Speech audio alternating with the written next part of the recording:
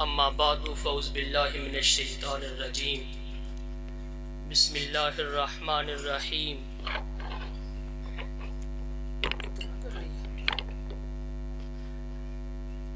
ان اللہ وملائکتہ یصلون علی النبی یا ایہا الذین آمنوا صلوا علیہ وسلموا تسلیما۔ محبت سے درود و سلام پڑھ لیے۔ اللہم صلی علی محمد۔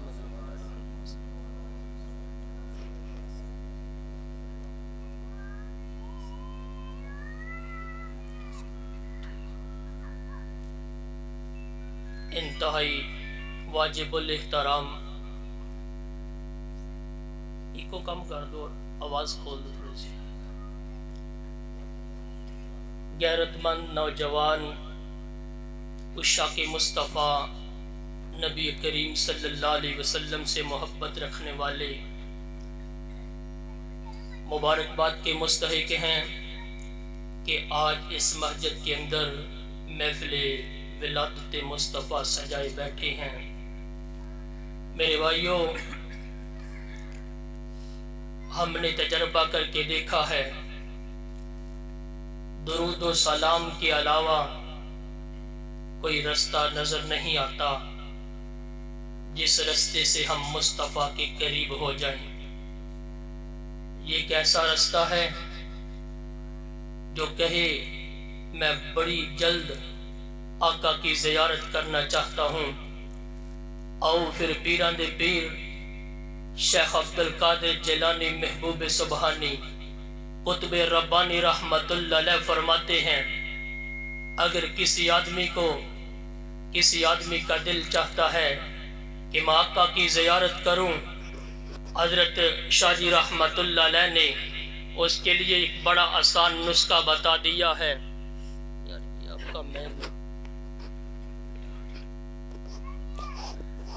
کہا جو آقا کی زیارت چاہتا ہے اس کے لیے ایک بڑا آسان نسخہ ہے۔ وہ کون سا؟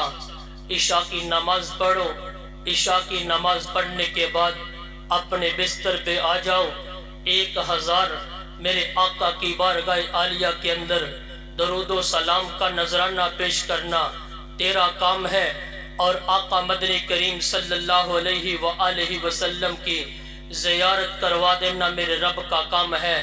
آئیے درود پڑھنے سے کیا ملتا ہے، توجہ کے ساتھ بات سماعت فرمانا۔ ارے میرے آقا کی ذات پہ درود پڑھنے سے انسان کی مشکلیں آسان ہو جاتی ہیں، میرے آقا کی ذات پہ درود پڑھنے سے میرے آقا کی زیارت نصیب ہو جاتی ہے۔ ارے بھائی ذرا سن کے تو دیکھ، تو نے آقا پہ درود پڑھا نہیں، دور دور سے بات کی لیکن آقا کی ذات پہ درود نہیں پڑھا۔ جو میرے آقا کی ذات پہ درود و سلام پڑھتا ہے اللہ رزق کی تنگیاں ختم کر دیتا ہے۔ جو میرے آقا کی ذات پہ درود و سلام پڑھتا ہے اللہ رب العزت کے فضل و کرم سے میرے آقا نے فرمایا اس کے چہرے پہ لکھ دیا جاتا ہے کہ یہ آدمی منافق نہیں ہے۔ ارے یہ درود و سلام کی گارنٹی ہے۔ پھر اور کسی کہنے والے نے یوں کہہ دیا درود پڑھنے سے ثواب ملتا ہے، ثواب پڑھنے سے جواب ملتا ہے۔ جو یہ عقیدہ رکھتا ہے وہ میری بات کو بڑی توجہ سے سماعت فرمائے گا۔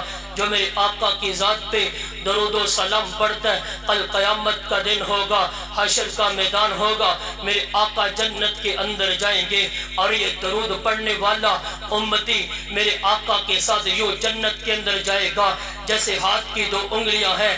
آئیے آقا کی ذات پہ درود و سلام پڑھنے والوں، یہ تمہارے لیے خوشخبری ہے، کسی اور کے لیے نہیں۔ جو میرے آقا سے محبت رکھتے ہیں یہ ان کے لیے خوشخبری ہے۔ جو میرے آقا پہ درود پڑھتا ہے اللہ رب العزت اس کو مرنے سے پہلے جنت کے اندر اس کو اپنا ٹھکانہ دکھا دیتے ہیں۔ کوئی بتاؤ درود اس کے علاوہ کوئی اور عمل بھی ایسا ہو جو مرنے سے پہلے اللہ جنت کے اندر ٹھکانہ دکھا دے؟ اور نہیں بھائی، صرف مصطفیٰ کی ذات پر، میرے آقا کی ذات پر، مصطفیٰ کی ذات پر عزت مآب، رسالت مآب، آقا دو جہاں نبی کریم، عزت مآب محمد مصطفیٰ احمد مجتبیٰ کی ذات پر جو درود و سلام پڑھتا ہے مرنے سے پہلے میرا رب اس کو جنت کے اندر اس کا ٹھکانہ دکھا دیتے ہیں۔ اونچی آواز سے درود پڑھنے والا اونچی آواز سے بولے گا. اور پھر یہ درود ایک کوئی عام عبادت عام عمل نہیں ہے, یہ ایک ایسا عمل ہے جو صحابہ نے کر کے دکھایا. آئیے چلتے ہیں. یہ دروازہ کس کا ہے؟ ارے جس کی بات سے کفر کانپ جاتا ہے وہ رستے سے گزرے, کفر راستہ چھوڑ دے. ارے جس کے سے شیطان بھی پناہ مانگتا ہے, جس کو عمر جرار کہتے ہیں, عمر بن خطاب کہتے ہیں, وہ فرماتے ہیں آپ رب سے جو بھی مانگتے ہیں اس کی ابتدا اور انتہا میں جب تم آقا کی ذات پہ درود نہیں پڑھتے, مثال کے طور پر اس مجمع میں کوئی آدمی ہو اور جس کے پاس کوئی اولاد نہیں, وہ رب سے کہتا ہے اللہ مجھے اولاد نصیب فرما, لیکن اس دعا کے شروع اور آخر میں میرے آقا کی ذات پہ درود نہیں پڑھتا, اس کی دعا زمین اور آسمان کے درمیان میں لٹکی رہتی ہے. اور جب آقا کی بارگاہ میں درود و سلام پڑھتا ہے اس کی دعا سیدھی میرے رب کے عرش کے پاس جاتی ہے. ارے جو آقا کی ذات پہ درود و سلام پڑھتا ہے, حضرت علی المرتضیٰ میرے اور آپ کے پیر, میرے نبی کے بیچ تمام کائنات کے روشن ضمیر حضرت علی المرتضیٰ فرماتے ہیں میں قربان جاؤں علی تیرے مقدر پہ, تو نے کیا کہہ دیا. حضرت علی کہتے ہیں ارے اگر اللہ پاک نے مجھ پہ نماز فرض نہ کی ہوتی, اگر اللہ پاک نے مجھ پر جمعۃ المبارک کی نماز فرض نہ کی ہوتی, اگر زکوٰۃ فرض نہ کی ہوتی, اگر یہ جتنے اعمال ہیں اگر مجھ پہ اللہ پاک نے یہ فرض نہ کیے ہوتے, رب محبت کی قسم میں 24 گھنٹے اپنے آقا کی ذات پہ درود و سلام ہی پڑھتا رہتا.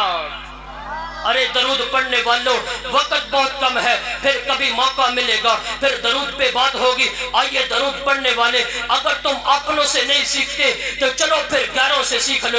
یہ کون ہے؟ ایک مسلمان ہے اور ایک غیر مسلم ہے, دونوں کی آپس میں ہوگی یاری. اب ایک اس کا دوست ہے دوسرا اس کا دوست, اور ایک مسلمان اور ایک غیر مسلم. اب جب بھی یہ باہر جاتے ہیں جو مسلمان ہے وہ جس سے بھی ملتا ہے, کسی کے گھر میں فاتحہ خوانی کہنے کے لیے جاتا ہے, وہ جب بھی ملتا ہے ہاتھ ملاتا ہے, وہ کہتے ہیں آقا پہ درود پڑھو تمہارے سارے کام حل ہو جائیں گے. وہ کسی بوڑھے کو ملے تب, وہ چھوٹے کو ملے تب, بڑے کو ملے تب, وہ ہر بات پہ ہر قدم پہ ہر لفظ پہ وہ یہی کہتا ہے آقا پہ درود پڑھو تمہارے سارے کام حل ہو جائیں گے. وہ غیر مسلم سوچنے لگا یار یہ عجیب بات کرتا ہے, کوئی خوشی کی بات کرے تب بھی یہ کہتا ہے, یہ غمی کی بات کرے تب بھی یہ کہتا ہے اللہ کے نبی کے اوپر درود و سلام پڑھو سارے معاملے حل ہو جائیں گے. وہ غیر مسلم نے ایک سازش سوچی, اس نے کہا چلو اس کو آزماتے ہیں. اس نے ایک سونے کی انگوٹھی بنائی, سنیائے کے پاس گیا اور انگوٹھی بنا کے لے کے آیا, اور آ کر کہا مسلمان کو کہنے لگا, اپنے دوست کو کہنے لگا یہ میری امانت رکھ لو, میں یہ دریا کے پاس میں سمندر کے پاس پانی کے پار کر کے میں ایک سیر پہ جا رہا ہوں, جب واپس آؤں گا اپنی امانت لے لوں گا. جب واپس آیا کافی سال کے بعد, بات بڑی لمبی میں اشارہ کر کے اپنی بات کو ختم کرنے لگا ہوں, وہ کافی دیر کے بعد جب واپس آیا, اب واپس جانے سے پہلے اس نے وہ انگوٹھی مسلمان کو دی, مسلمان نے انگوٹھی لی اور اپنے سرہانے کے اندر یوں رکھ لی, اور اس غیر مسلم نے وہاں سے چوری کے ساتھ انگوٹھی چورا لی اور اپنی جیب میں ڈال لی. جب سمندر کی سیر کے اندر گیا, جب کشتی میں بیٹھا تو درمیان میں جا کر انگوٹھی نکالی اور سمندر کے اندر پھینک دی. کہا یہ جو مسلمان بار بار دعویٰ کہتا ہے اپنے نبی کی ذات پہ درود و سلام پڑھو سارے معاملے حل ہو جائیں گے, آج اس کو آزمانا چاہتا ہوں. اب یہ بتائے گا میری امانت کہاں ہے. جب وہ واپس آیا کہا مسلمان کو کہنے لگا, کہا میری انگوٹھی دو میں واپس جانے لگا ہوں, میری امانت تو واپس کرو. اس نے کہا ٹھیک ہے ٹھہر جا بھائی, کوئی کھانا شانا تو کھاؤ, کوئی روٹی ووٹی تو کھاؤ, پھر اس کے بعد تم چلے جانا. اب وہ مسلمان اپنی انگوٹھی دیکھنے لگا وہ کہاں ہے. اب اس لڑکے سے اپنے بازار کے اندر گیا اور مچھلی لے کے آیا, اپنی بیوی کو دی, کہا اس کو بناؤ پھر اس کے بعد مہمان کو کھلائیں گے, پھر مہمان روانہ ہوگا. اب تھوڑی دیر کے بعد بیوی بلاتی ہے, ارے میاں جی میری بات سنو, خامن جی میری بات سنو. کہا کیا مسئلہ ہے. کہا یہ انگوٹھی ملی ہے مچھلی کے پیٹ سے اندر, یہ انگوٹھی لے لو. اس نے انگوٹھی لی پھر وہاں رکھی, اور جب کھانا کھایا تو وہ غیر مسلم جانے لگا. وہ غیر مسلم جب जाने लगा तो कहा मेरी अमानत कहाँ है, वो मेरी अमानत लाओ, मैं वो लेके जाना चाहता हूँ। उस मुसलमान ने वो अमानत ली, उसके हाथ में दी और कहा मेरे आका पे दरूद पढ़ो, सारे काम हल हो जाएंगे। जब उसने देखा अंगूठी मेरी है, जो मैं लेके आया हूँ ये वही अंगूठी है, जब उसने देखा तो फौरन उसके कदमों में गिरा, कहा बाकी बातें बाद में है, पहले मुझे उस मोहम्मद का कलमा पढ़ाओ जिसके ऊपर तू बार बार कहता दरूद और सलाम पढ़ना चाहिए। भाई ये आखिरी बात खत्म करने लगा हूं, लेकिन जो हमारा मकसद है वो पूरा ना हो तो फिर मजा नहीं बनेगा। जो हमारा मकसद है अगर वो पूरा ना हुआ तो फिर बात नहीं बनेगी इतनी बातें बताने की। हमारा अगर वो पूरा ना होया तो फिर मजा नहीं आएगा। आखिरी बात, अब मेरे साथ आपने वादा करना है, अगर वादा नहीं तो इरादा। बड़े हजरात बताते हैं कि जो इरादा करता है ना, अगर वो काम ना भी करे तो इरादे पे एक नेकी मिलती है। मेरे साथ हाथ यूं लहरा के हवा के अंदर ये वादा करना है, कौन कौन इंसान, कौन मुसलमान और कौन गैरतमंद सुन्नी नौजवान है जो कहेगा मैं रोजाना आका की जात पे 100 मरतबा दुरूद और सलाम पढ़ूं। यूं हाथ खड़े और खड़े कर कर एक आवाज आए, सल्लल्लाहु अलैहि वसल्लम, सल्लल्लाहु अलैहि वसल्लम, सल्लल्लाहु अलैहि वसल्लम। जो ऊंची आवाज से कहेगा उसको दुआ देने लगा हूँ, या अल्लाह जो आज मेरे पैगंबर की जात पे दरूद और सलाम पढ़ेगा 100 मरतबा या 500 मरतबा, अल्लाह इसकी बरकत से आज उस मुसलमान और सुन्नी को मेरे आका की खाम में ज़ियारत फरमा देना।